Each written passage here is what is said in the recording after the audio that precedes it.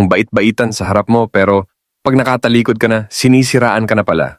Kapag sinisiraan ka, huwag kang gumanti. Huwag mong sayangin ang oras mo sa mga taong umaastang inosente. Dahil kahit anong gawin nilang paninira sa'yo, mananatili kang matino sa mata ng mga taong tunay na nakakakilala sa'yo. Hindi mo ikakaangat ang paninira mo sa iba dahil sa mga pinagsasabi mo sa kanya. Mas pinapakita mo lang na kung anong klaseng tao ka. Bago mo sabihin ang iyong mga sikreto, siguraduhin mo munang hindi madaldal ang pinagbabahagian mo at lalong hindi dapat mapaggawa ng kwento.